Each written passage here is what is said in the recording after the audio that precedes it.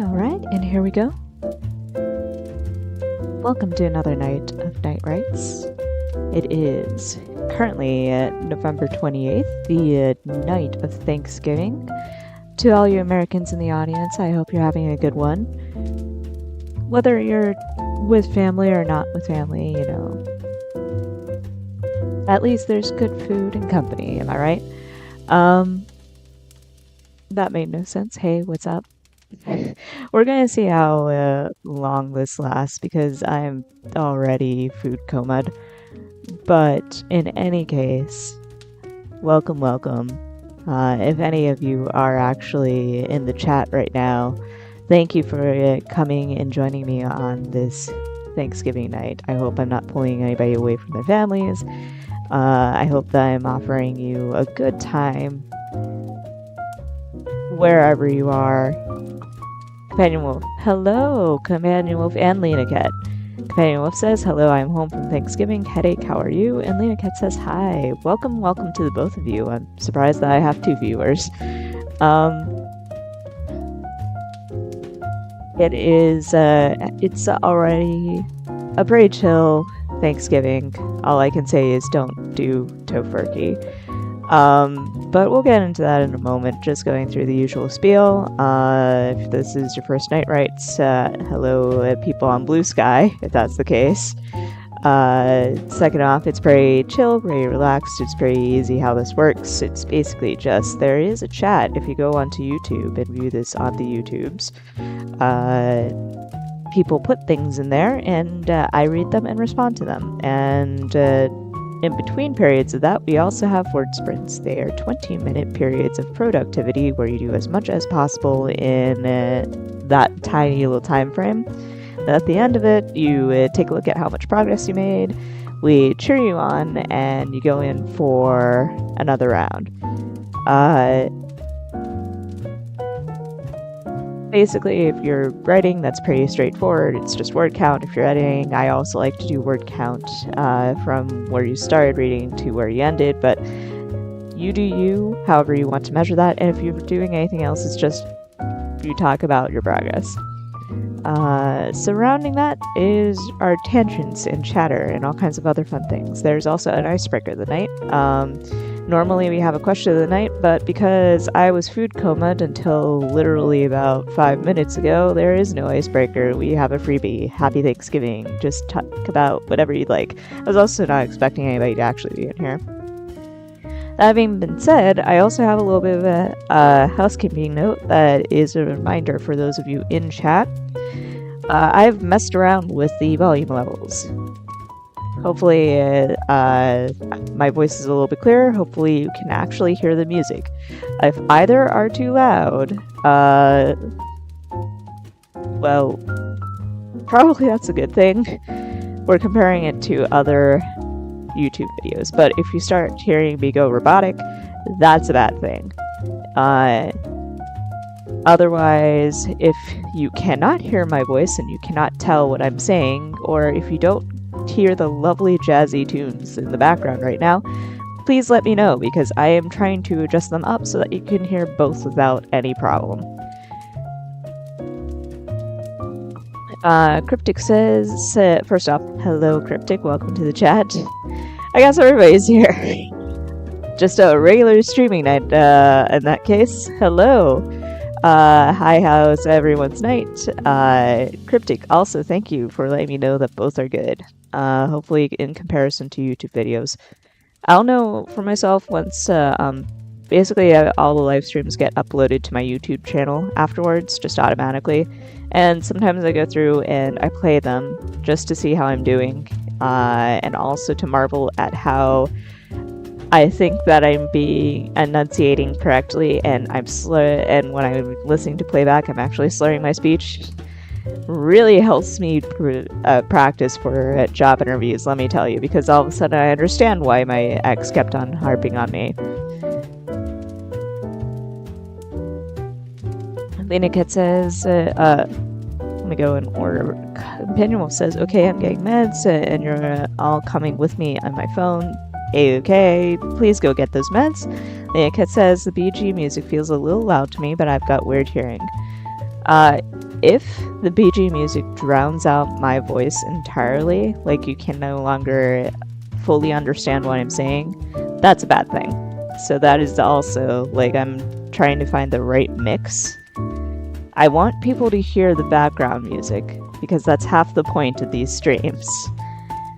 But at the same time, I also want them to understand what I'm saying. Like, I want it to be like a jazzy radio. So if you can no longer understand what I'm saying on a regular, consistent basis, then let me know.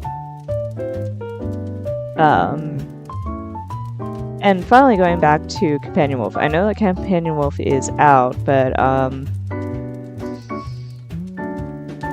or at least I'm hoping that Companion Wolff has taken me with them and can hear so that I can answer this.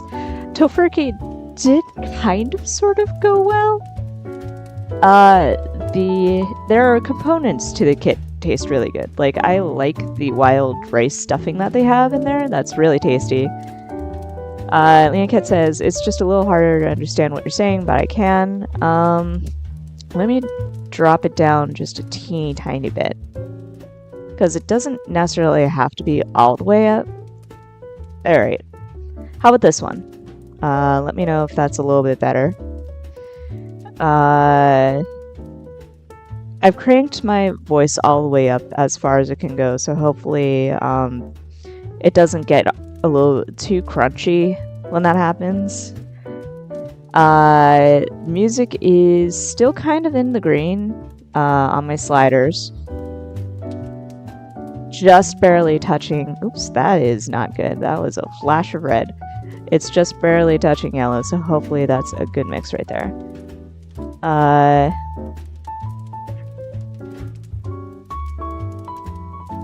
Nika says that's good for me. Cryptic says Companion Wolff says meds taken. Yay, audio seems fine for me. Excellent, excellent. Cryptic says, ooh, that's nice. I can't tell if that's for the audio or the wild rice stuffing, but either way. Yeah, basically, wild rice stuffing is really good. The gravy was really good. You can actually taste all the spices. It was really tasty. The tofurky loaf itself, however. Now, I don't know if any of you have had tofurky. It's actually better than most people will say. But I'm also weird. So it might be me. But I also really hate turkey. But tofurky loaf is basically a mound of tofu. So it's a little bit bland unless you season it properly. But the consistency is basically like slightly... it's a mound of firm tofu, basically. Tofurky loaf, however, is a log of the toughest tofu that you can possibly find. So it's still a little bit bland. It's got a little bit more seasoning, so you can kind of taste the you can kind of taste like the spices and stuff, but the actual texture was so fucking bad.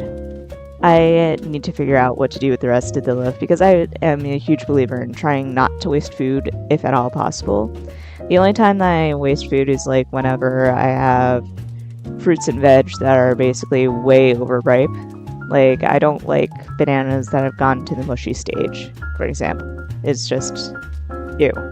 But I will do my best to like eat something that I've made unless it's like completely non-edible. But anyway, hello, I do believe that's Reynos. Yes, Reynos. Hi from the non-Thanksgiving side of the world. Good morning and welcome. Happy not Thanksgiving. Cryptic says audio excellent. In that case, hopefully I'll listen to the playback just to make absolutely sure that the music is audible and the mix is good. But like this at least is a pointer in the right direction. Companion Wolff says ew, bad texture. Yeah, that's basically it. But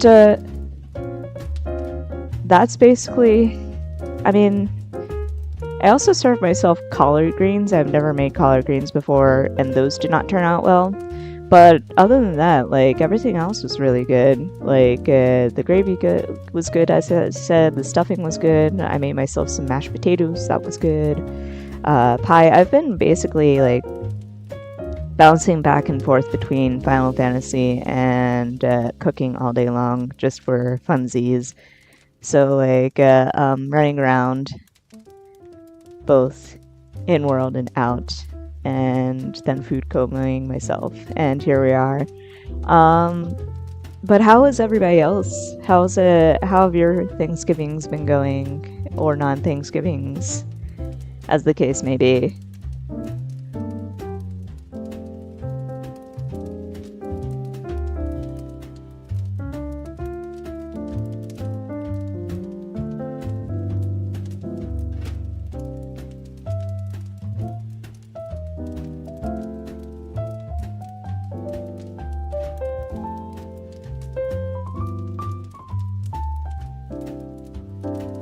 Anyway, let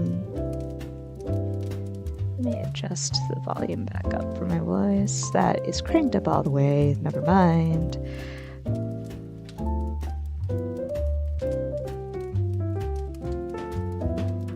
Jax Wolff says, Thanksgiving was okay, lots of food, got to pet a dog. Petting dog is excellent. What kind of dog? Hopefully not chihuahuas, because those little fuckers... No, I'm kidding. Chihuahuas are also very cute and very pettable. They're just not my thing. But still. Cryptic says, Corey and I had more of a Thanksgiving lunch because their nephew needed to be at his dad's for dinner. That is totally okay. And I didn't mean to skip you, Leoncat. Leoncat says, my dad made 3 turkeys. There are 4 of us. We had to stop him from making more. Jesus Christ. I am very curious. Oh, wait. I just realized that there are multiple sliders for all kinds of fun things, and this entire time, the thing that I thought was, like, my mic was actually the general audio, and it was cranked so low, and that might be why it's for the entire capture. My bad. Why do I have 4 sliders? What does this one even do?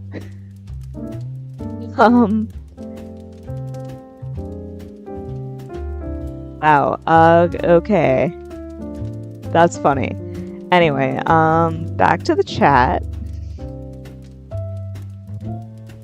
Rana says, non-Thanksgiving, so fighting my work laptop right now, need new IT equipment.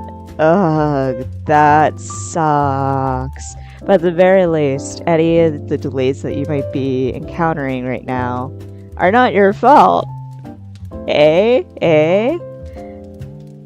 Cryptic says, we talked about computer specs a lot. Fair enough. And Companion Wolf says Rottweiler Lab Mix, which is an excellent combination. Leoncat, that's so many turkey. Why? I agree with that. That is so many turkey. Cryptic says, how did he have so many turkeys?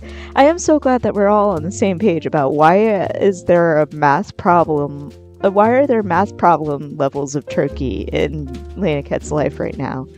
Leoncat says he is determined to experiment every year, so one was brined, one was injected and fried, another was smoked. Why do we do this? I mean, all those different experiments sound incredibly delicious, but, like, that is so much turkey. What do you even do with it? Like, how do you... You can't possibly freeze that much. It's only 4 of you, no less. Also, you started cooking at dawn, I think. I would assume... I'm impressed that he started cooking at dawn. I would think that he would have started cooking last Tuesday with that much turkey on hand. Cryptic says, why do we even have that slider? You know, the funniest thing is, there are 4 sliders. I can identify what 3 are doing. One is for general input capture, so that is both desktop audio, which is the stuff that's playing on my computer, and then there's one for my mic. There's a fourth slide, and then those two like get separate sliders for some reason. So again, we have a slider for desktop audio, and then another one for my mic. And then there's a fourth slider that I'm staring at right now that's labeled Desktop Audio 2, and it's not even lit up, and I have no idea how to get rid of it.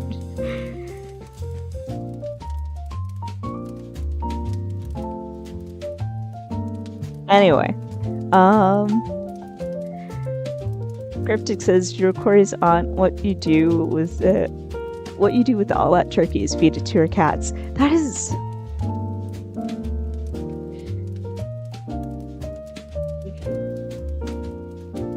On the one hand, you're feeding your cats.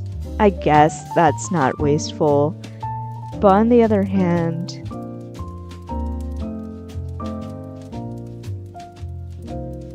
there are starving people in this country. Leakit says they end up bringing it to the other people like their neighbors. That's fine. That's fair. Cryptic says, yay for confusing sliders. I know, right? I'm gonna have to, whenever it's not actually streaming, I'm going to have to figure out how to get rid of that slider, because, like, I would do it right now, but then I'm sure that if I did it, then all of a sudden you wouldn't be able to hear me, or the background music, or some other funky thing would happen. I'm pretty sure that's a load-bearing slider right now, so we're going to ignore it for the time being. And put OBS in the fucking background so I don't look at it, and then, you know, try to mess with it. Anyway. Wolff says Cat Feast. Cryptic says, the 1 year she was allowed to host, before I even met Corey, she wouldn't let anyone take leftovers and made them into cat food. But why? Cats can't even eat a lot of the things that humans eat. Like, they're not supposed to eat, spices. They're not supposed to eat things that are cooked with spices. They're not supposed to eat... Technically, they're not even supposed to really eat cooked food. And never mind, like, the sides. Hopefully, leftovers doesn't make the... doesn't also mean sides. But, like, there is a lot of cat digestive issues going on over there, and there are people that could have solved that problem. I'm a little about your aunt right now, and I am so sorry, but that is where we are right now. Anyway.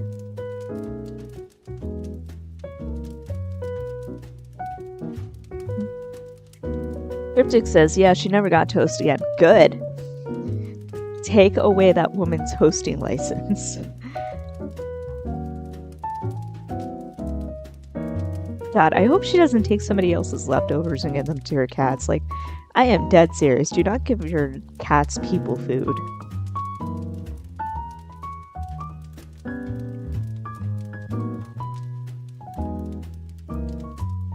Cryptic says now she's not really liked in the family in general, so it's one of those ants. That's funny.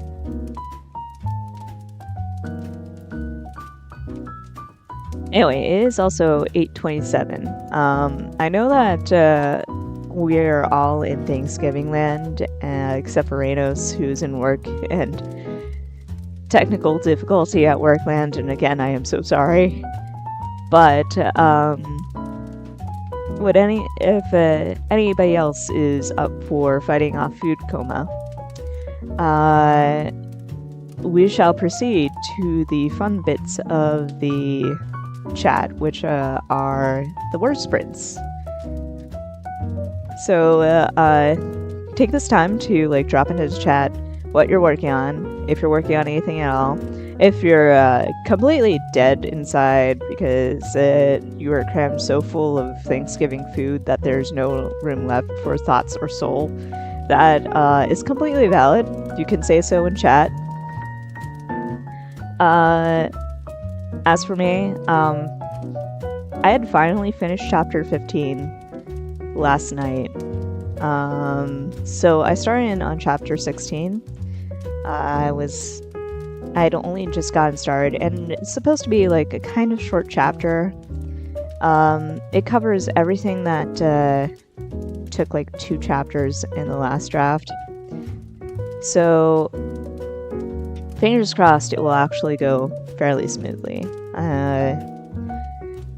But for sure, I am not finishing rewrites until like the end of December, but we'll see. Cryptic says I'm just vibing. That is fair. Anyone else? Would anybody else like to drop into chat and tell us a little bit about what you're working on?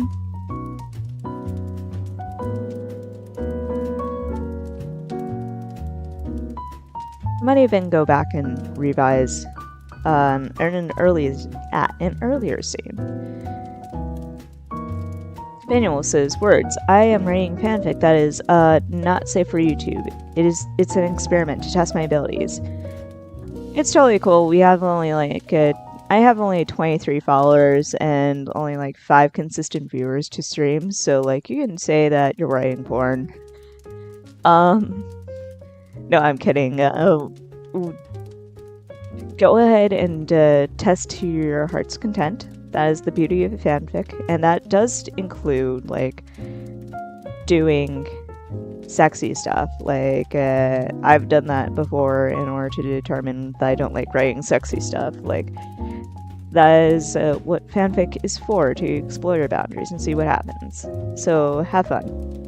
Leah Cut says, my novella had turned into a full-blown novel, and I'm very much considering changing it to dual POV instead of just the single one.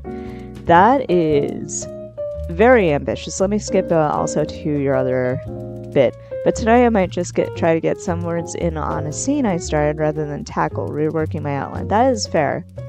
Best of luck with reworking your outline. It does sound like you've got an overhaul ahead of you. But that is also a fantastic thing to hear, that your idea has kind of like spiraled out into this entire bigger thing than you originally intended. It's that's always fun. Reno says, I'll be working on a magical girl AI assistant. Hopefully, it's been a while since you've talked about that. So hopefully that has been going along rather well. I assume that you are well past the inciting incident because, again, it's been a while, so assumptions are being made. But if not, I hope that we'll get you there. Companion says, I've never written it before. This will be interesting.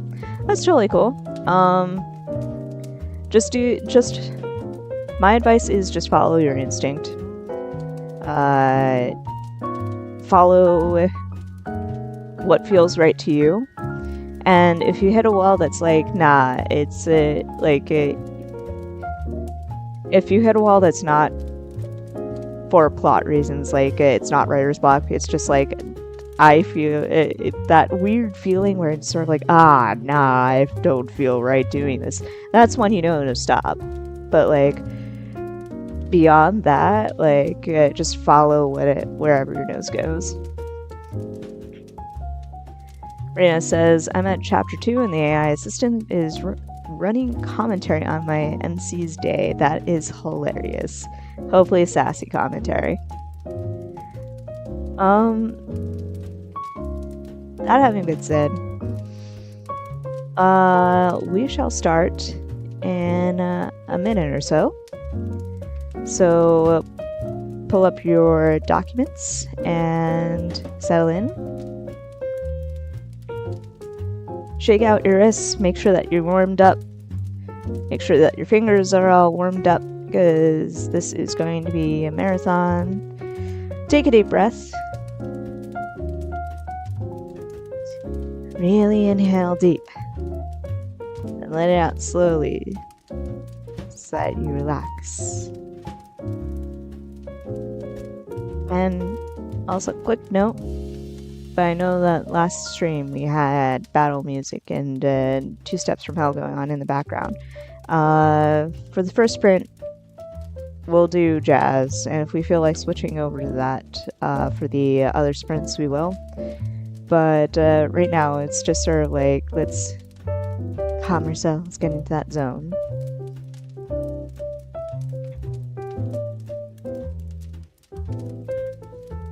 Alright.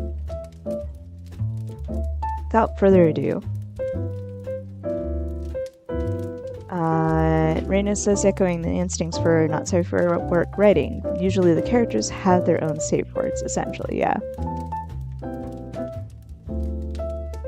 But also, it's all about having fun. And that goes doubly for fanfic, because you're not, like, unlike original fic, where you could possibly be writing for money, fanfic is entirely self-indulgent. You're doing it for you. So the number one rule above everything else is just have fun. That having been said, it is 8:34. So if you are not on your docs yet, if you are not on your docs, get to your docs. John Crazy Skull, hey, welcome back. It's been a while. Greetings, I'm back to say the mold is still a problem, but it hasn't killed me. That has been a while. On the other hand, I am also not surprised because landlords. But anyway, if you are not on your docs, get to your docs. Make sure that you're all warmed up. You've taken your deep breath. You've gotten relaxed. You are in your headspace for writing. And I wish you the best of luck for our very first sprint for the night. 20 minutes are on the clock. We're going for 20 minutes, followed by a 15-minute break. So, 20 minutes for first sprint. On your marks, get set, and here we go.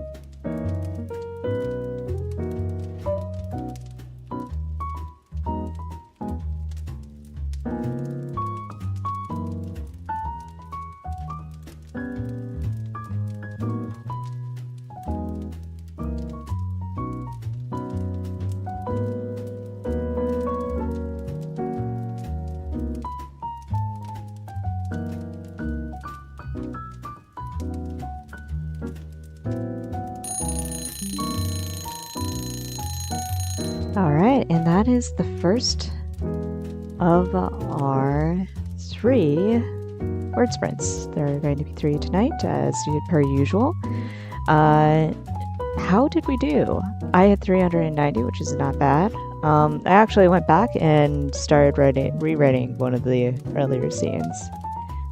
Just because one of the advantages to a recent meme that I did on Blue Sky, which was to go back and post lines and quotes from your work for every like that you get. That thing got over 50 likes. I have yet to go back and to actually post more quotes, but I will eventually. But what this actually did was force me to go back and read the book in rapid succession, and I found out that 2 scenes were very similar. So I am essentially going back and rewriting it and hopefully cutting. But how did you guys do? John the Grey Skull says 92, which is not that bad. That's a good warm-up. Cryptic says my game crashed. Frowny face, that's bad. I'm so sorry. Maycat says 214, not bad for a kind and cold start, for sure.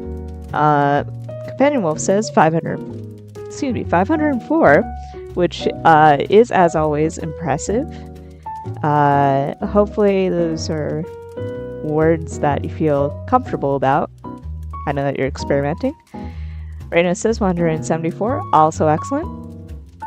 Leoncat says, ooh, I would try that post lines quotes, but I don't have many B-Sky followers. Keep forgetting about the social media. Also, I spy a dead god there. There is a dead god there.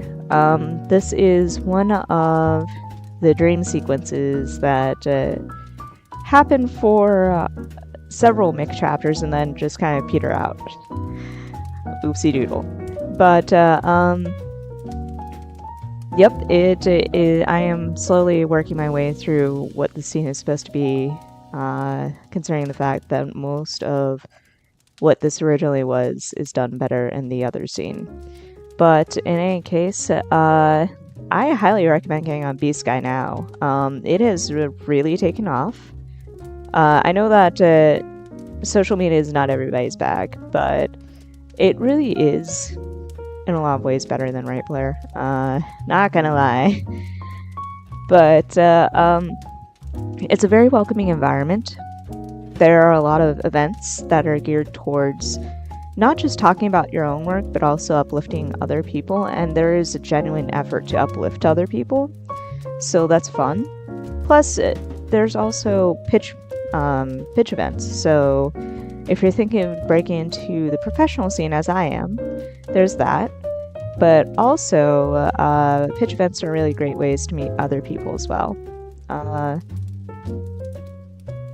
I'm there, I just never know what to do with it. In my experience, what I've started to do is basically a variation of what I did on Tumblr. It's, you're sharing progress, you share snippets. Sometimes, like, I once did an entire thread about world building and lore. You talk to other people, you participate in events, and I can definitely offer up a list of them. But you dive into tags and you follow people for events, and you essentially you're forced to find a sort of community there. And I say forced, but like in a good way, because with Ripeler, it's sort of like you're throwing your stuff into a void, and you're technically part of a community. People come to you with community, but like there's no real incentive to actually interact with people or to participate at all. because you don't get any sort of recognition back. Like, you throw things in, and it's an endless cycle of never actually finding any sort of connection. Or if you do find connection, you have, like, a couple months before that other person just loses interest in you, and it's so frustrating and so demoralizing. But with Blue Sky, what I found is that if you do literally the same thing that you do on Rightblur, by which I mean, don't be like the people on Rightblur who just interact with the expectation of getting interactions back, or just interact with the famous people and fuck everybody else. But if you're going in with a genuine interest in sharing what you're sharing your thoughts, a genuine interest in sharing your thoughts, being authentic, interacting with other people, then you get a lot of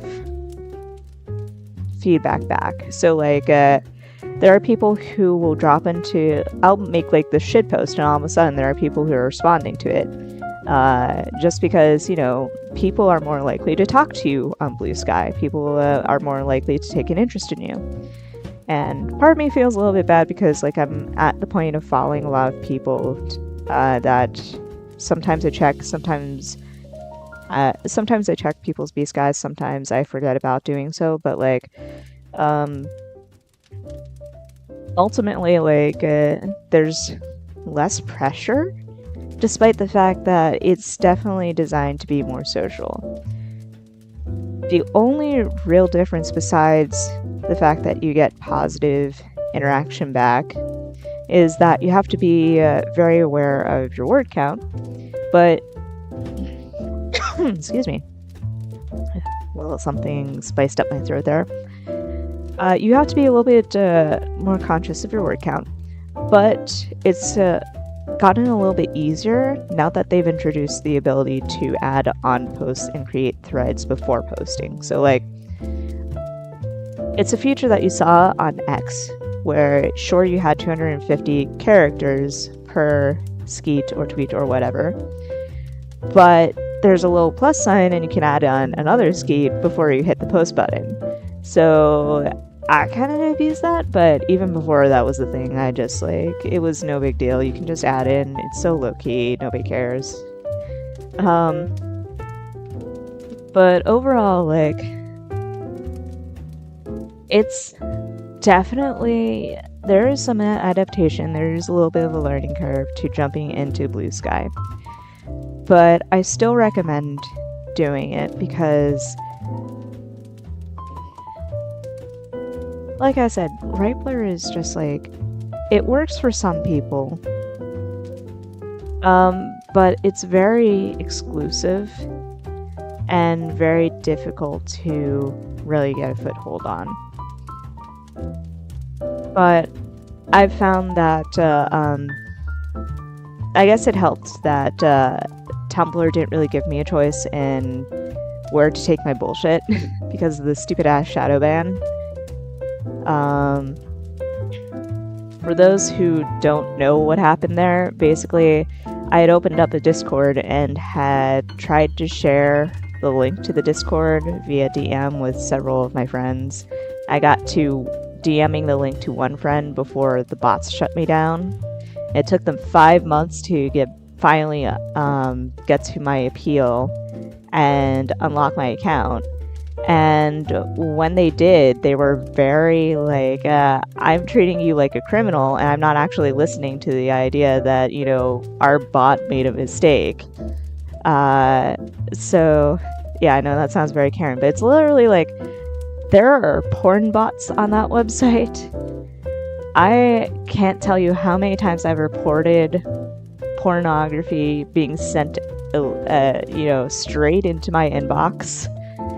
Or straight into my DMs, and yet I get shadow banned for one fucking link. That's how that site works. So I got so fed up. But, you know, I took that hiatus and I had nowhere else to go. So I was like, okay, I guess I'm taking my bullshit to this 250 character count platform, and we're going to see how much it translates. Turns out it translates really well. So the point is, like, if you jump from Tumblr to Blue Sky with the idea that you're just going to continue on with your bullshit, you will adapt just fine. Leakit says, yeah, those things are out of control. Yeah. It's good to know that things have not changed that much since I left. For reference, I had finally gotten my account back. I think it was September, I want to say. Somewhere around those lines. So I have been off since September. I will say this though, now and then I will check my friends' DMs, and I eventually deactivated all of my accounts except for one archive backup account that I had created solely to back up blog and the side blog and a bunch of other stuff. But I deactivated because special people. If you're in Discord, you know why. But basically, yeah, it's... I shouldn't say this because I'm pretty sure that you have been on Tumblr just as long as I have. But porn bots have been a thing for years and years, and Tumblr's efforts to curb them have only resulted in targeting innocent users who are not trying to do shady stuff to people. Like, some people will post boobs on Tumblr, and they have every right to do so, essentially. Because, you know, that website is not for children. It's not like TikTok, where it was created for children, where TikTok was created for children. No, Tumblr was not at all created for children. So, like, there's nothing in the TOS that says we must respect the children, or anything like that. There's something in the TOS that says we must respect the children. I'm sorry, but the point is, like, if you're on Tumblr and you're minding your own business and posting your artistic nudes or what have you, you have every right to do that. Like, you're not going around and like advertising porn to unsolicited to people. But so Tumblr's crackdowns would target the people who are just minding their own business, posting content that fits to their blog, or they're targeting people who are just talking to their friends, and they're not targeting somehow the myriad actual bots who are sending, like, advertisements to Russian porn sites. That's what I'd usually get, by the way. Or advertisements for really shady crypto stuff, which is apparently what everybody else was lucky enough to get.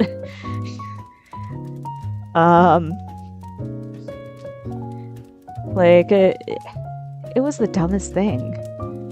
But it's been going on for years. It's not going to change because Tumblr doesn't want to change. Like, they're so focused on running their site in such a duct tape and hope sort of way. And what can you say? The entire thing is a trash fire, in my opinion, and I'd really hate to harp on platforms and whatnot, because the grass is greener. The grass is always greener. When you think you found a dream site, you spend a year or two on it, and then you start seeing the cracks. And some people are talking about the cracks, and it's hard to not see their valid points about Blue Sky. But Tumblr is a fucking trash fire. It's managed in a trash fire way that hurts users. Its user base is toxic, no matter where you go. So honestly, I'm personally happier with it after leaving Tumblr. And I'm happily, preaching the good word about literally every other fucking platform except for TikTok, because I've heard things about TikTok. And also Twitter, because we all know what's going on Twitter and Facebook. Okay, so I'm basically just heaping the praises about Blue Sky. But, like, I guess the point is, you know, Tumblr's never going to change. And I'm happier without it. And I will always highly encourage my friends who might have been unsatisfied with Tumblr to consider joining Blue Sky. I know it looks like a lot of other social media platforms where, you know, you might look at Blue Sky and you're thinking, well, it has the same problems. Sorry. You might look at Blue Sky and you might say, well, it has the same problems as Twitter, but in terms of functioning, not really. Like, it's in terms of functioning, maybe. In terms of actual culture, no. It is worth checking out for that. And it also just plain fucking runs smoothly. Like, sure, it has had its downtimes quite frequently recently because it was built for like a couple million users and then got like 24 million overnight, but like growing pains, and those are kind of expected, and hopefully it'll get better over time. So anyway, I've been ignoring chat. Let's see. Cryptic says, I still feel a little awkward at Blue Sky, but then again, I'm very surrounded by people who seem far more serious about publishing than I am.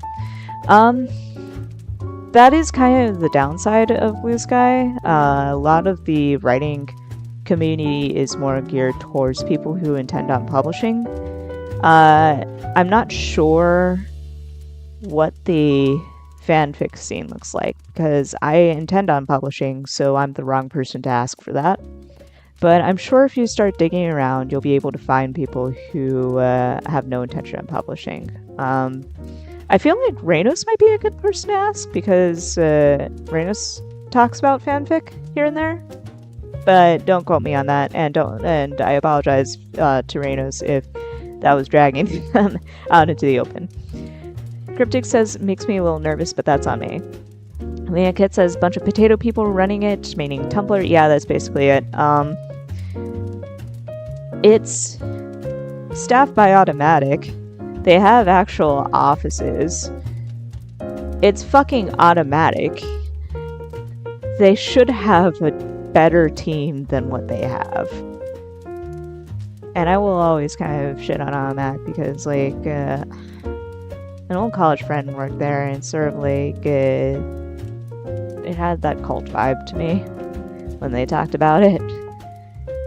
And I will never forget the time that they talked about going down Tumblr's offices and really really felt at home with the queer vibes. And I'm like, cool, the staff is queer and yet they're transphobic as well.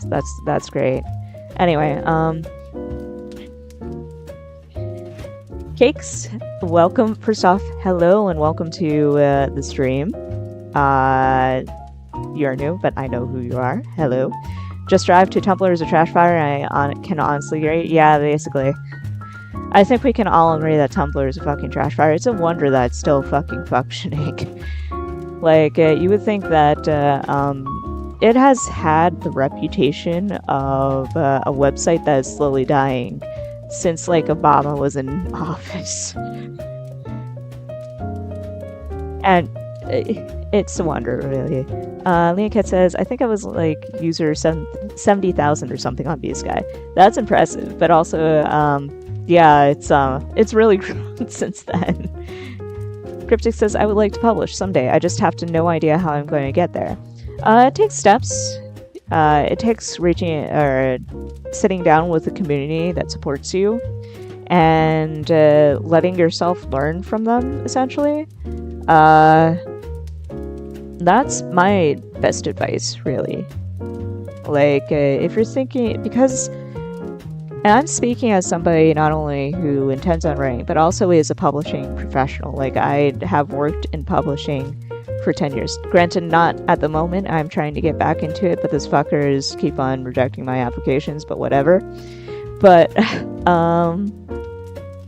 I'm not salty. Please excuse the fuckers. Please hire me. Anyway, it involves so much that any sort of advice that you might get from like a blog that tells you how publishing works will be 2 years out of date by the time that you're ready to start publishing. So my best advice is literally to go onto social media and to find these communities of writers who are talking about what they're doing in order to get their novels out there, and to pay attention to what they're saying. That way you can pick up tips and sort of work out not just like a timeline, but also a general feel of what the culture is like and how things work in the current time and the current climate. You also don't need to have like a finished manuscript. You know me, I do not have a finished manuscript. I am not ready to publish, but I'm still in these writing communities because I intend on doing it eventually. Start early, and like, if you have like an idea of what you want to publish, go into the writing communities right now. Like, go right now and make friends, make connections, and start listening to what they're saying. That also is like, it will also help you to figure out how to write for publishing as well, because that's also a different beast from fanfiction writing. So like, 100%, if you intend on publishing, go to the writing communities and start talking to people. Rhea says, oh no, that's fine. Hell yeah. John the Crazed Skull says, I remember when I started Joan the Crazed on Twitter, bots were trying to hire me for their nude sites because I joked I was 18. I feel like Twitter was also one of the sites that was dying, but not dying. Like, it was a revenant of itself, essentially. For years.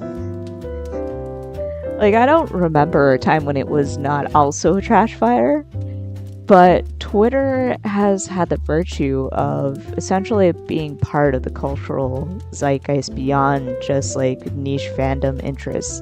Like, Tumblr had survived because it was the fandom site.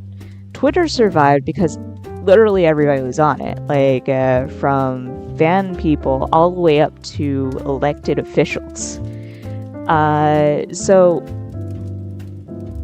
Twitter would not die, but it was a shambling corpse full of problems. And I say past tense, but even is now, and it's even more so now that people have essentially migrated to Blue Sky. But I'm not surprised that bots were trying to hire you. I had created, so I had to, just as a little bit of backstory, I did have a Twitter for a very long time. I started, my first Twitter was like in 2008 to 2011. Then I made another one for grad school reasons. But I kind of let my Twitter fall by the wayside from like 2012 all the way up to when I started taking writing seriously and I was starting to think about publishing. I was like, I need to get back onto Twitter because that's where the industry is. You're supposed to go onto Twitter, interact with pitch events, network with agents, and that's how you land an agent. But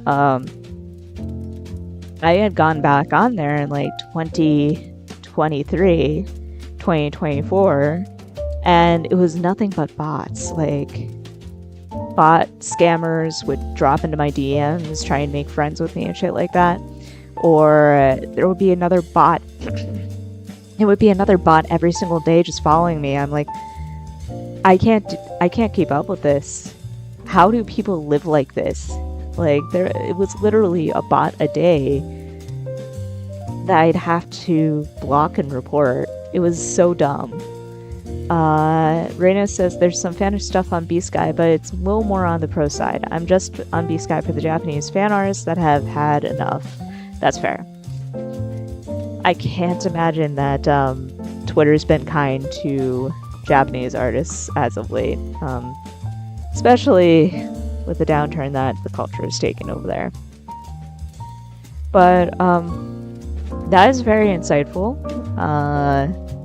So there is a fan niche somewhere on there. It's just probably difficult to follow. Actually, now that I think about it, the other person that Cryptic can talk to is Bae. Like, Bae is big into the Fire Emblem fandom, so she would probably know where the fandom niches are.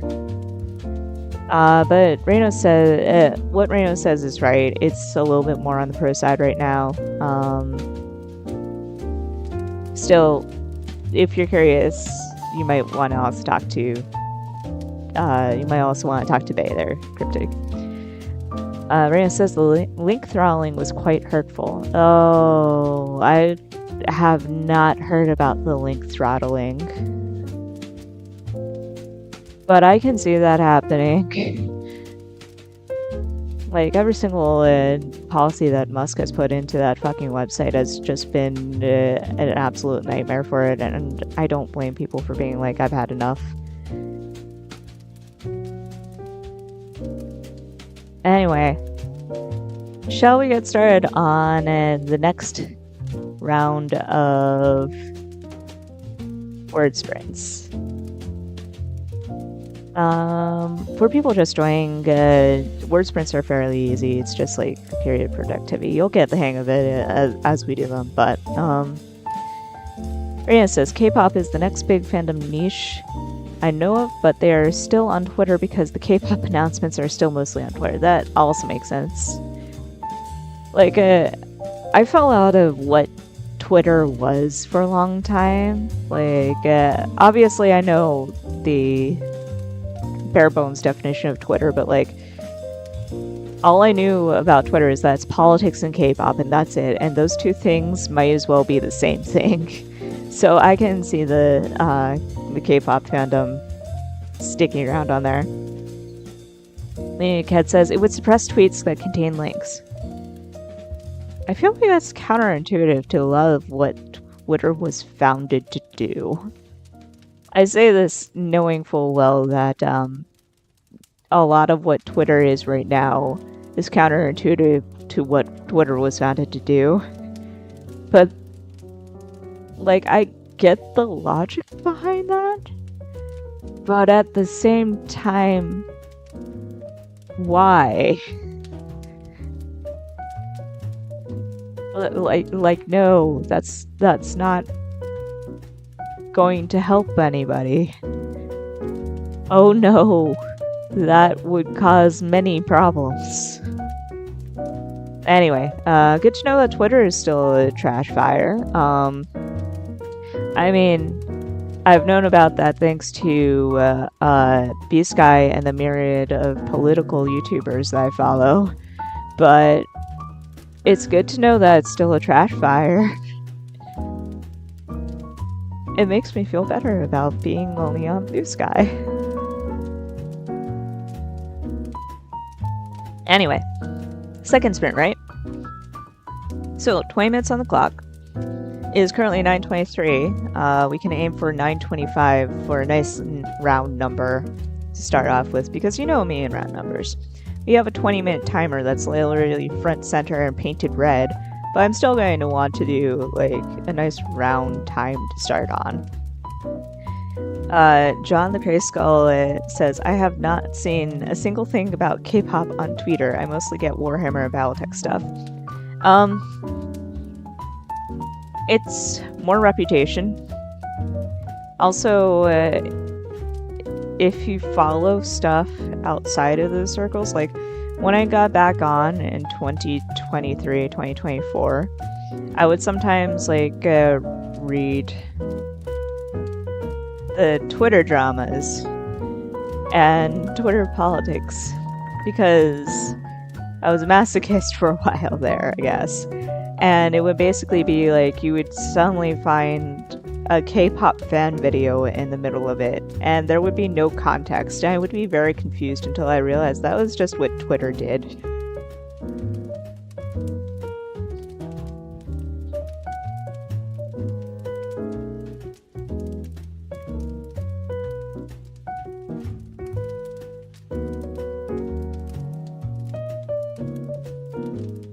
Anyway, alright, 9:25. If you are not on your docks yet, please get to your docks. Shake out your wrists again. We are all relaxed and limber. I wish you the best of luck on, rating sprint number 2. 20 minutes on the clock. Get ready. Get set. And here we go.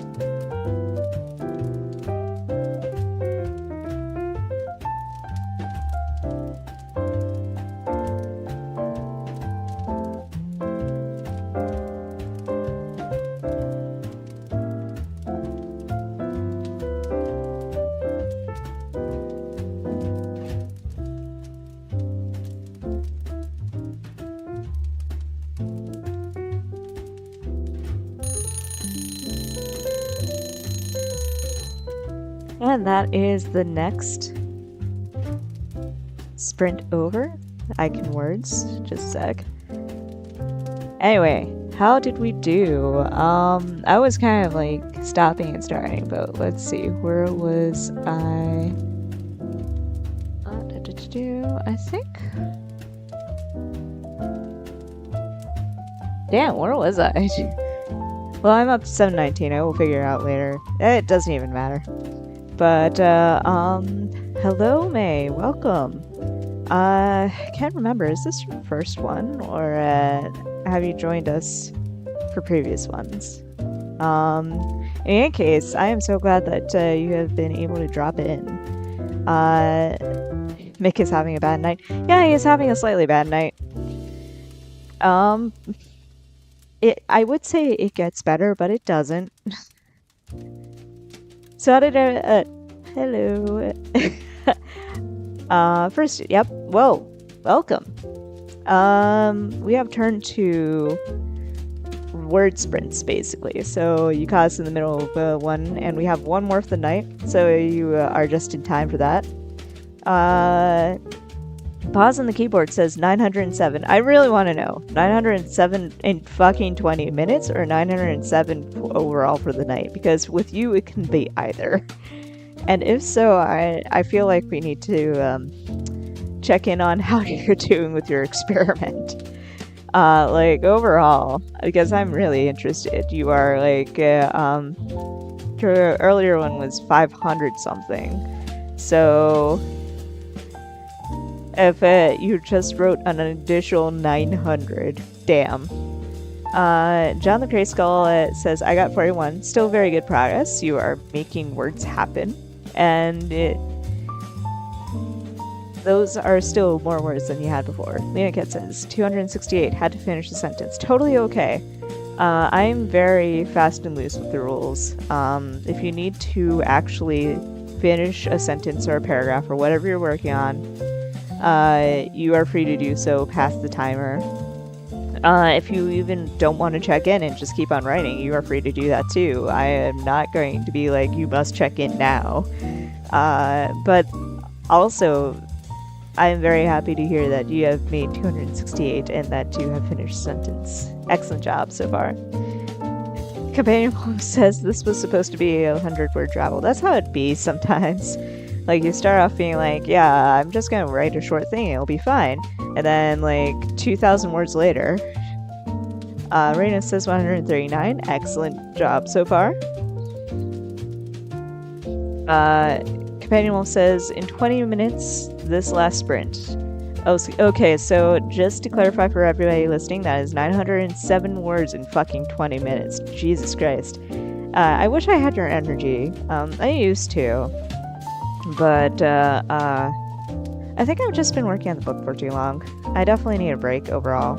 I need a life break too. Like, job is not letting up with that, so it's been like, I'm running to the ground in general with life. But, I'll get there eventually. Depression aside. This experiment is going well. Going good, I think. So that's actually really good. You weren't sure. You were testing your limits, and you have tested them very thoroughly so far, and you're not even done. I assume, anyway.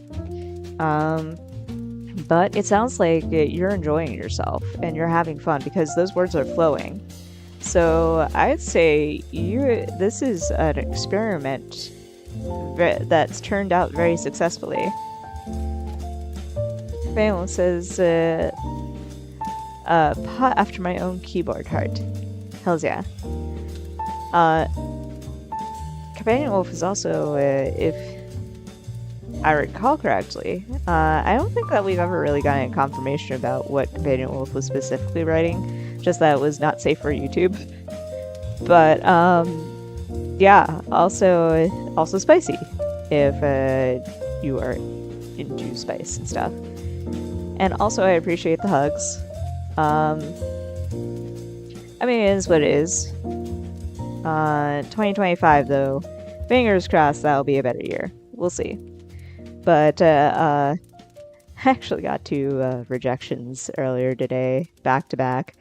And it's fine because like I've submitted so many job applications for the past couple of months, and a lot of them had ghosted me straight up, but like some of them are finally coming in and they're like, yeah, no, we reviewed your stuff, but we've decided to move on. And it's like, you try. You revise your resume, you write a better cover letter, you do your best, and still somebody's going to be a better fit. And it is what it is. I've looked on LinkedIn, and a lot of my old colleagues had just wrapped up contracts. And it makes sense too, because a lot of publishing jobs these days are either A, very unstable because a lot of companies are going through layoff after layoff, or B, it's 2-year contract work. It's a year, not 2 year, but it's like anywhere from like 6 months to 2-year contract work. So you do a job for like only a few months and then you're back on the market. But literally a couple years ago, I had jumped from a very secure job to my dream job, and the dream job had laid me off with about 300 people in the first wave, and then the remainder of the fucking company in the second wave. Because that's what happens when you work for a publishing house that operates like a venture capitalist effort. But literally everybody that I was working with had landed jobs fairly quickly after being laid off. And now it's been a couple years since they landed those jobs, so now they're looking for new ones. And literally all of them. I go onto LinkedIn and everybody has like a looking for work banner on, and that's how it is. May says, are you looking for a publishing work? I'm so sorry, my cousin is going through the same thing. She had science textbooks. Yep. Yeah, I am specifically a production editor. Or at least I'm an editor I'm a jack of all trades editor. My first job was working as an assistant editor, and I worked my way up to just plain editor for an indie pub. A very small independent publisher. And the thing about small independent publishers is that if you wear the title editor, that doesn't actually mean that you're doing a specific editing job. It means that you're doing everything from acquisitions work all the way up to production editing. But my interests lie, so I can do all kinds of editing. I'm a little bit rougher with acquisitions because I don't have the agent connections that a lot of companies are looking for. But I can do market research, and I can put together book proposals and do book pitches. It's been a while, but I can do them. And I've done them successfully for 7 years before I was like, I want to do something a little bit more specified, and I want to try it working for something that's a little bit faster paced than the same company that I've been working for 7 years. So my actual interests lie in production editing work, and what that is basically like, it's a little bit of copying and proofreading, but you're basically taking a manuscript that's been developmentally edited, and generally, like, you've already gone through the acquisitions, you've gone through the developmental editing, now it's time for the copy editing, the proofreading, and the laying out of this manuscript. So what a production editor does is that they set up the production schedule starting from the time that we're ready to actually work with the book. They oversee and shepherd a manuscript from page design all the way up to printing. They serve as essentially the way that it was kind of like described in my old job is that you are the final bulwark before a book goes to print. But we also hire copy editors and proofreaders in most cases to overseeing teams of freelancers to look over these manuscripts and to look over these mechanicals or oscillats, aka the laid out pages, and we're trying to make this book as print worthy as possible before we finally sign off and say, hey, yeah, you can go off into print. The problem is that there are not that many jobs for that these days, and you know, it's mostly temporary work now because like it's a necessary job. Like everybody says that you kind of like need to have somebody oversee what's going on and shepherd a book. But the problem is a lot of management, a lot of executive suites are trying to cut corners. So they just believe that editors can do it, the people who are like negotiating directly with the author in order to develop the vision of the book. They're believing that editors can do that and then also oversee freelancers, so you're starting to see less and less specific production editors and more of that. Or if the Big Five still does full teams of production editors, but the problem is all those positions are either filled or you need to have a lot of more experience than I actually do. Because remember, I was an editor for 7 years. My title was editor, not production editor, and people see that. People see that, even though my strength has always been with production editing, and that's what I mostly did as an editor for that small indie. But have you tried freelancing at all? I have tried freelancing, actually. Basically, that's how I didn't support myself. I was still struggling for the year that I had been laid off. I was laid off in July 2022. I only landed a job in September 2023, working for my current employer. During the time, the only work that I could find was as a copy editor and proofreader in small projects, and for this one publishing house wherein there were no production editors. You had editors, and even the editorial team really wanted to cut corners. Like, there was only this. I kind of fired them, to be honest with you, because it was kind of like a shit show behind the scenes, in my opinion. But basically, they had a copy editor and a proofreader, and that was it. And they put out 300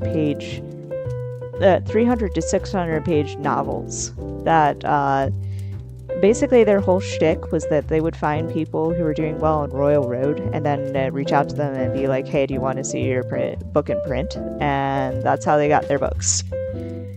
So imagine that a Royal Road book that's got a shit ton of problems is being professionally printed and only looked over by like a proofreader and a copy editor, and that's it. So I would constantly get shit because like they would run my stuff through it, the Amazon's like AI checker as well, and they'd be like, why didn't you check all this? And I'd be like, you gave me 2 weeks to look over a 300 page book that was barely proofread before you got it to me. And apparently they didn't like that. So yeah, but that was the work that I'd get, and I guess this also explains why I've been so beaten down in general, because like that's like I'd try, but my focus was trying to get back to full-time work, so I might have not tried hard enough with the freelance stuff, but I was dealing with financial issues and I wasn't getting anywhere with full-time work, and my only clients were a couple of authors who had not been published or one-time projects, and that single publishing company. So you'll have to, and then I landed a job that was not what I want to do, and also is not in publishing really. even though my actual title is still editorial assistant. So all around, like, life has been great. But anyway, I guess that's kind of why I'm tired. Where do we get in on this? I apologize for all the like ranting, but like that's how it basically is. And I'm always delighted to share what goes on in the professional scene. I guess not too many people realize that I'm actually professional in the publishing industry, or I might mention it, they're like, sure, Jan. And I'm like, no, I've been working in the industry for about 10 years. I've seen some shit. May says, it's my fault. I also get on tangents a lot, and I often don't remember how I got on tangents, but it's always a delight to be able to break down the publishing industry also, because like I like to feel like I'm arming people and supplying them with the information to help them understand what goes on whenever they hand their book to agents and whatnot. Like on Blue Sky, a lot of people are actually professionals. This is not their first rodeo in terms of books. They might have actually done self-publishing route, so they have more of an idea of what production schedules are like. But like, not a lot of people really talk about the nuts and bolts of what the publishing industry is like and what it's like to work as a full-time professional inside. And it's super important, especially not only because, you know, it's something for you to be aware of as a writer, but also because, like, the traditional landscape is very volatile right now. Like, every single day, I follow this one industry Insta. It's one of the only two reasons why I still go on Instagram. Because otherwise, like, what the hell am I supposed to be doing on there? I'm a writer. But, it's called, or the Insta that I follow is XOXO Publishing, and what they do is that they're an Instagram where they talk about, they do love memes, but they also talk about what's going on in the industry. It's all pub workers essentially spilling the tea about what's going on in their companies that you would never find anywhere else. And there's like shenanigans going on every single fucking day. Like, somebody is doing image management, let's just say. So it hadn't always been like this. When I first started studying publishing back in 2014, like not even 2014, that's when I first entered the publishing industry as a professional, but like back when I started studying it in the early 2010s, like, it was a lot more stable. I would say it's because a lot of industries were a lot more stable. You didn't have such invasive tech bro mentality going on, tech bro startup mentality. So the only concern was, like, I still remember everybody was going back and forth about whether or not ebooks was going to kill the print industry and shit like that. And it's like, looking back on that, it's so quaint. Like, as if that was the thing that was going to kill the industry, and not like the constant revolving door of employment that's going on, and the constant cutting of corners, and the constant attempts at shoehorning into AI into everything. Like, I will tell you this about AI. What's really worrying about that as a publishing professional is that it's actually inserted into every facet. I know that there are pro-AI people who are like, oh, I have no problem with AI, it's just like, it's new technology, and you have to be able to embrace it, yada, yada, yada. But like, for me, it's like, no, there is tangible evidence in my industry specifically that it's replacing jobs, or the upper management is trying to find ways to make it replace jobs. And if it's not AI, then it's gig work. Like, upper management has realized that a lot of the positions that used to be in-house full-time positions, you can just hire out people on Fiverr, or not Fiverr obviously, but like people on Readsy. You can have a stable of freelancers to just do this job for you. Like, there didn't used to be freelance production editors, but there are now. There are contract work publishing professionals that you didn't used to be contract work. And it's because it's a lot easier to pay somebody temporarily and not offer because you don't have to offer benefits in those conditions. And you also don't have to expect that you're going to give this person a raise after, because they're only working for you for like 2 years max, maybe a year at most. So you're constantly going through cycles of publishing professionals, or you're going through layoffs to restructure, quote unquote, but you're actually just firing people and then just rehiring people for the same positions. It's all of these cost-cutting measures, and the stupidest, craziest thing is, like, whenever people say, well, literacy, your mileage may vary about whether or not literacy is on the rise, but book sales are on the rise because of book talk. And yes, they are. Where's the money going? That is a genuine question. Anyway. Yes, I really appreciate learning the publishing nuts. But yeah, the main point that I'm getting at is, like, I want to inform writers about what's going on in the publishing industry, but I also want to inform them on,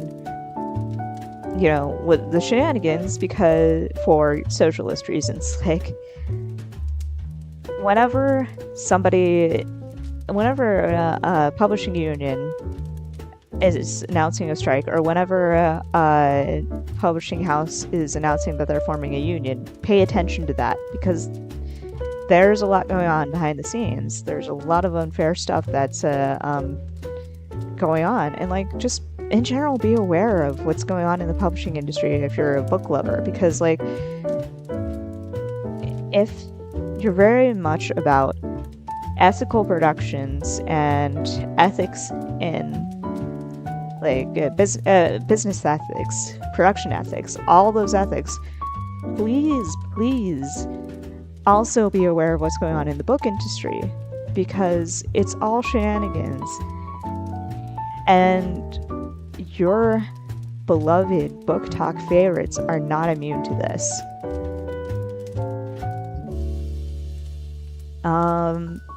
Anyway, Cryptic says, I had to go feed the cats. Did I miss anything?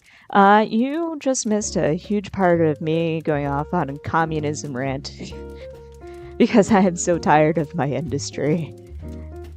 And what's worse is, like, I would love to be able to pivot to a different career. Like, my ex really tried to get me to do it, to, like, pivot to project management, because he would take a look at what I was doing and he would be like, that's project management, and he would try to teach me, and my role right now is more project management than it is actual production editing, and I fucking hate it. Like, I get the logic behind it. Like, you're not supposed to enjoy your job. You're supposed to be able to do a good job at your work, and you get paid. Because, like, if you enjoy your job, then, I don't know, something. But I also kind of, like, I have been beaten down so much in in a lot of other aspects. Like, I can't really muster up the energy to have my soul sucked by work, by a job that I don't care to do, even though I'm good at it, questionable. Like, I can't. And the problem with a lot of publishing professionals is that we all acknowledge that our skills don't commute well, as in, we have specialized skills, and they only work in a specific facet of publishing it. Like, I'd be looking at ads for news copy editor and stuff like that, or medical copy editor, things like that. But the thing that you have to understand is that a lot of skills don't translate into every single facet. Like the news copyeditors, like Condé Nast and whatnot, they don't want book copyeditors. They want people who can work under tight deadlines in a completely different style guide in the specific culture that is exclusive to news. And same thing with medical. You need to have like an actual medical degree in order to do medical copying. And the fact that publishing necessitates that you be that highly specialized makes it difficult for you to jump ship into a different mode of work. So it's all around like quicksand. We need to have the publishing industry be reformed in order for us to continue working and living. But because we can't really go anywhere else, essentially. Anyway, May says, Jax, you and I should chat sometime, not tonight, about my ideas for a future publishing company that I want to open. I would be down for that. The only thing that I would warn about is that because of the volatility of the publishing industry as a whole, it's difficult for the indies these days to continue onward. To basically exist, you really have to put everything that you've got into it, because the big five have the money and they have the tools in order to get books to float, essentially. Smaller publishers tend to struggle a little bit more, so. But I would be down for chatting. Cryptic says, love communism rants? Hell yeah. I appreciate that. It's kind of funny too, because like 10 years ago I wasn't this much of like a leftist. Like I still consider myself kind of for the people, but I had like one of my previous ex-friends was like the kind of communist who worshipped the Soviet Union. So I think I was just sort of like, for a while I was burned out on politics. But, so I had completely different views back then in general, but, then afterward, like after a while and after being away from that shit bullshit and after working in the workforce with the actual big kid job, I'm like, nah, actually, there's some, like, obviously the Soviet Union guy was a dumbass for different reasons. Like, nobody should idolize the Soviet Union. Let's just say that right now. The Soviet Union was also a shit communism. So it was not like, this dude was like absolute fucked up. Yeah, absolute fuckery. Fascism in pretty words, essentially. But my view of communism, my view of socialism is that everybody gets like a fair opportunity to live life and pursue a career without having to worry about like never having to struggle. Like, my ideal socialist utopia is essentially everybody gets what they need to have, they need to live, first off, and a job gives you the money that you need in order to continue living. Like, in my perfect world, you have job security, you have a retirement plan that actually is a proper retirement plan, you have healthcare, you have insurance and all that, and you have money that pays for grocery, it pays for everything that you need in order to live wherever you're living. So like, there's no bullshit about how you're tossing in an entire paycheck to rent and then you have nothing, you have to really dip into your like savings in order to cover the rest of your bills. Like, there's none of that bullshit. But, you know, so I get worked up whenever my industry is pulling shenanigans. Like, underpaying its workers and replacing its workers with and replacing full-time positions with gig works or AI and shit like that. So like that's the line. Like not this idolizing Stalin bullshit. Like holy shit. Like I nearly forgot about that guy, but like just reminiscing about 10 years ago and where I was, man. And how every time I talk about the industry, it's all of a sudden communism, when 10 years ago I was like a little bit less radicalized, I guess. But I guess nothing radicalizes you like understanding that you have no job security and also an absolute shit retirement plan, and your paycheck goes to absolutely nothing. But anyway, communism rants aside, it is currently 10:16. That means we are just in time for the final sprint of the night. We'll begin at like 10:20 because again, round numbers are fun. They satisfy that part of my brain.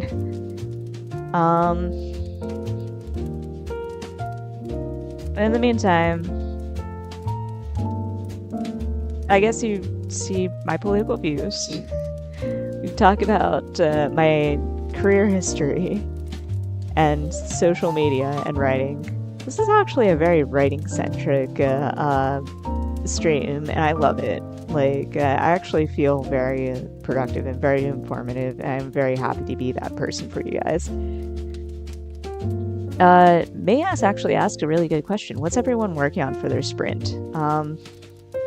I've gone back and started rewriting a previous scene in the Nameless song, so that's what's going on right now. But everybody else, feel free to toss in explanations. If we get to the sprint, I'll let you know and I'll start it. But, you know, feel free to chat. Chat is there, even if I don't read back stuff. Like, you are free to talk amongst yourselves as well. But also, I am singling out Companion Wolf because I kind of am curious about what exactly is not YouTube friendly. I feel like that's a terrible question to ask because we are already very much dancing on some kind of line with YouTube. I have, like, the background music that we're listening to right now, I have just stolen from a different YouTube video. As in it's in a different tab just playing. But, I'm curious now.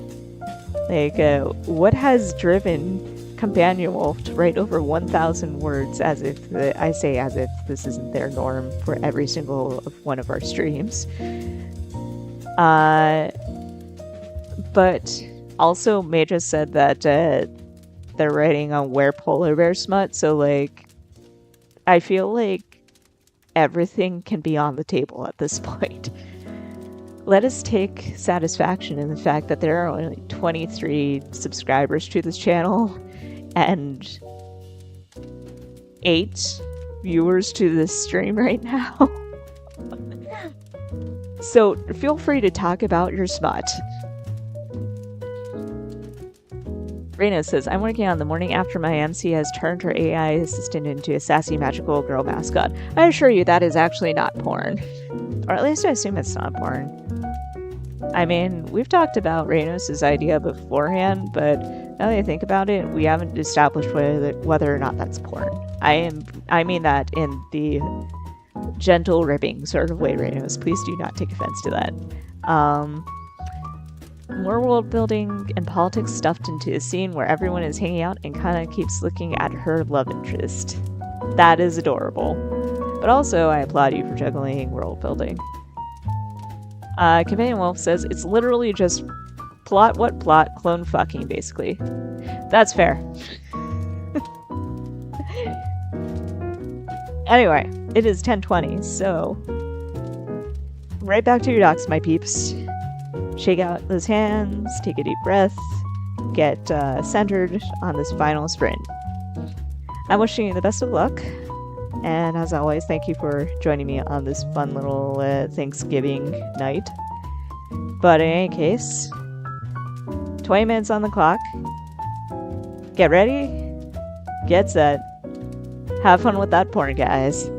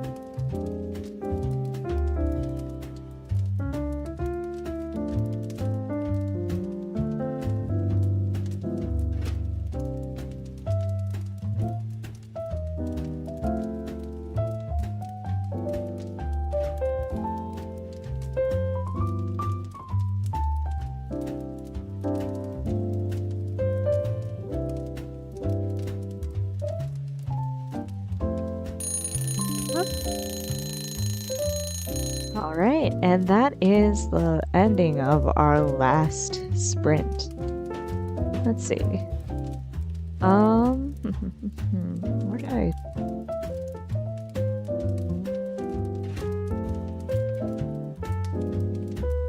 Okay, here we go. 480 words for a grand total of 1,199 for me. Which is not bad. That is an entire scene, by the way, so I'm actually quite happy with the progress that I've made. I've added words, sadly, but whatever, that's what editing is going to be for. And I'm still cutting, so whatever. How did everybody else do? Let's see. Leoncat says Christmas jazz. Yeah, I know that I had meant to switch over to something else, but I don't know, I kind of felt vibing to Christmas jazz was appropriate. Not as appropriate considering what I had on screen, but you know. Companion Wolf says total word count 2,188, and I'm not done. Help. That is a lot of porn. That is a lot of plotless porn. I am impressed. Lena Cat says 166 this time, but an awful guy showed up and I had to stop for a bit and go ugh mentally. Oh no, that's a real life awful guy, not a words awful guy, and I'm sorry. I hope that you were able to deal with awful guy and that you'll be able to go back to writing at some point tonight. Maya says 589 for the sprint, which is pretty good for starting a new story, which was tonight's work. It's just starting to pick up steam now, figuratively and literally. Hell yeah to gaining steam with that porn. It seems like, I guess the key to writing a whole lot in a short amount of time is just to write porn, which I think about is one of the tips that NaNoWriMo would give you, so that checks out. I'm kidding. It's really just write what you're passionate about. If porn is what gets you going, then porn is what gets you going. In any case, I applaud all the progress that had been made by all of you. Seconding May's good job to pause and Lena. Cryptic says, I moved to lay down in bed. That is also excellent progress. Excuse me. Sorry about that. Had to do a little sneeze. May says, bed is important too. Bed is important. I have finally got my second win, so I am now wired, but had I not been, I'd be right there with you. This seems like a good, like, Thanksgiving in general. Chances are you're not going to work tomorrow. You are thoroughly food comaed. In some cases, you've already done your socializing for the day. So it's sort of like, now is a good time to just sort of rest, relax, and take a very long sleep. So I consider what you're doing as extremely valid, Cryptic. Leoncat says, oh no, he's a words off guy. He's just that bad. Oh, okay. That's good. That's just a words awful guy, because, like, sometimes real life awful guys are, like, absolute terrible to deal with. Like, when they're real life awful guys and they're pestering you in real life, it's like, so that's something that you have to live with. And that's terrible. But at least words awful is like, you technically control that, but also, like, on top of that, it just feels so cathartic to write awful guys in certain situations. But, like, I can also understand, like, it's sort of like you want to take it slowly in some cases, because sometimes an words awful guy is just too much. 100%. But all around, umpteenthing the good job, everyone. Like, excellent job on all the word sprints that happened today. I applaud all of you right now. Oh, right. Some of Leonka says, "Oh, I def work tomorrow, Black Friday." I forgot that some of you work retail, and please know that I am saluting you right now because, sure, okay, it's not true to say that it's gotten better because like I don't know what to Sure, the logic is that we're all moving to like online shopping, so maybe it's not that bad, but like it's still probably pretty bad depending on what kind of store you're in. But I don't envy people who have to work Black Friday.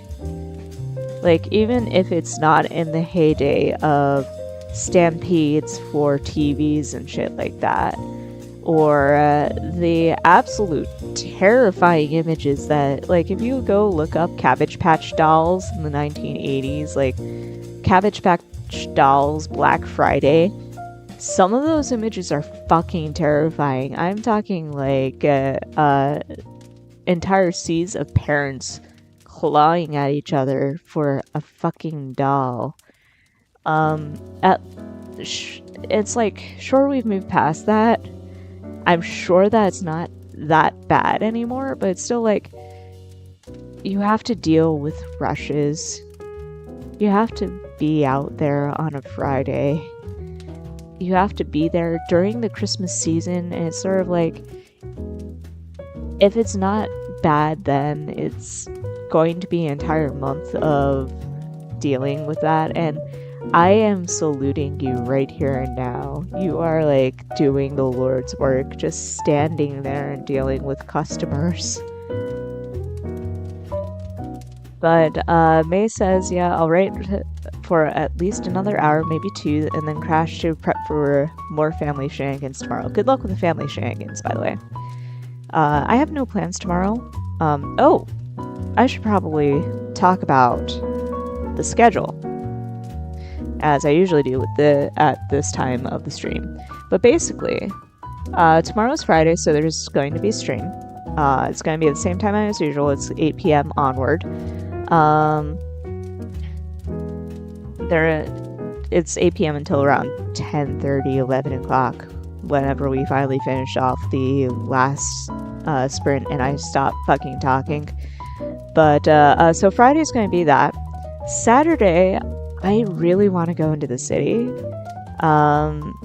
because like I've made a promise to myself that at some point I'm going to go and see MoMA, and I know I shouldn't be spending $30 for the ticket, and unlike a lot of other museums, you don't get a discount for having a New York ID, and I still have a New York ID.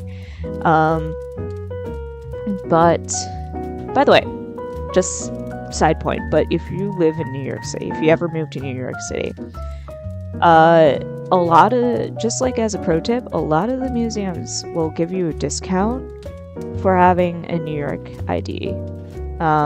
Also, if you're like a student in Connecticut or New Jersey, but obviously I'm not a student, but like if you live in New York and your driver's license is in New York, you can go to like the Met and be like, hey, I just want to pay $1. And they'll be like, cool, show me your New York ID. And you'll be able to pay just the $1. It's technically just like donations. So obviously $10 is encouraged, but like you can get in for as low as $1. I have done as low as $1 too. Leah Cat says, I use my student ID for discounts. Hell yeah. Hold on to your student ID too. Because that's a good way to get discounts for sure. But MoMA, as far as I can tell, does not offer that New Yorker discount. But like I've been meaning to see that. Like it's on my bucket list along with the Guggenheim. But like every time I need to actually plan to do the Guggenheim at some point. Like, I tried, but I was stopped by climate protesters fucking hilariously. But in any case, like, I want to do that probably on Saturday and then go hit up the holiday markets, and we'll see and have a little bit of fun. I'll break in my new journal and we'll see what happens. So long story short, there's never a stream if I go into the city. So far we got yes to Friday, no to Saturday. Sunday there might be a stream. It really depends on how I'm feeling after this entire weekend. Like, I might just want to vegetate for my last day of a 4-day break. Then next week, Tuesday we might have a stream.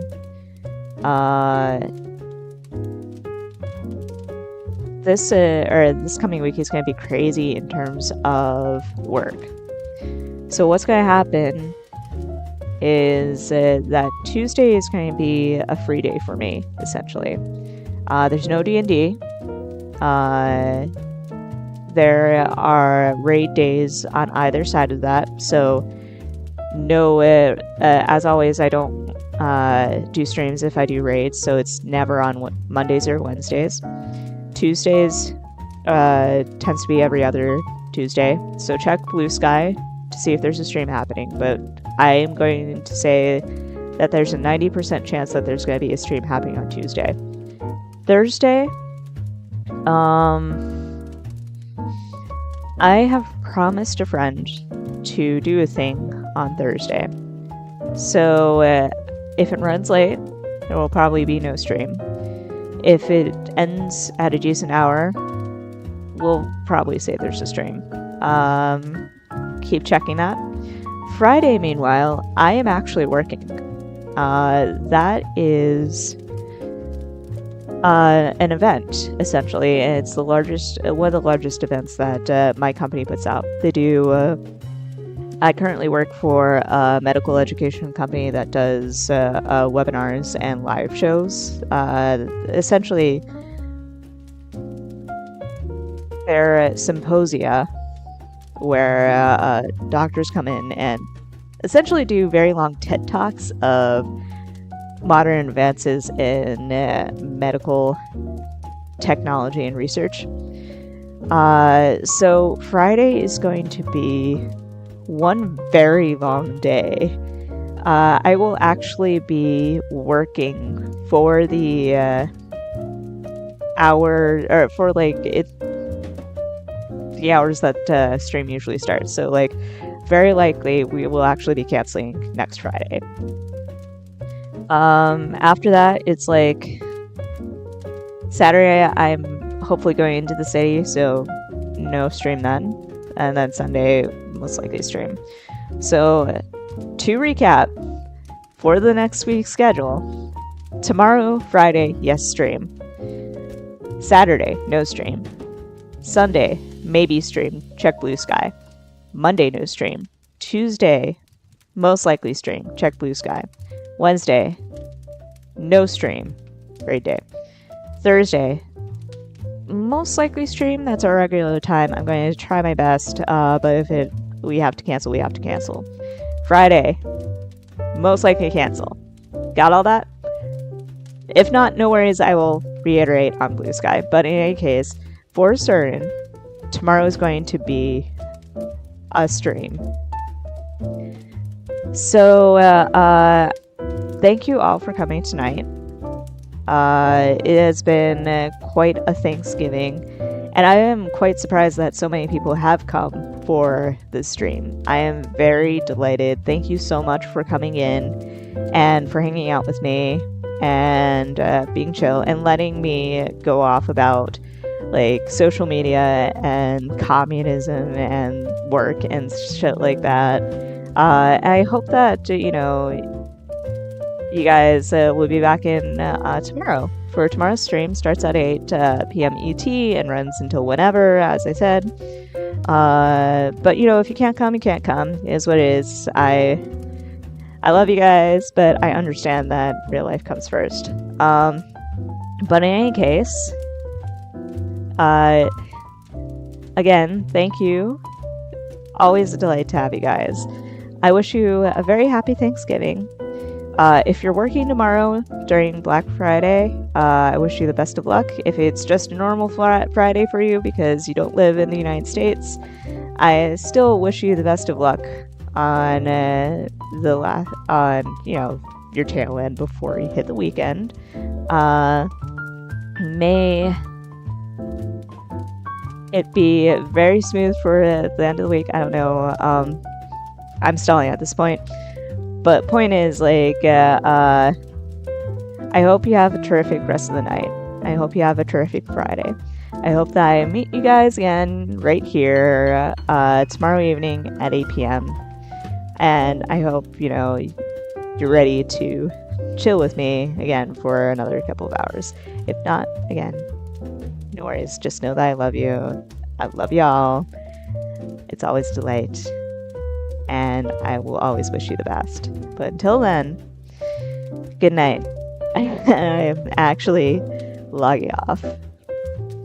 So, thank you and take care.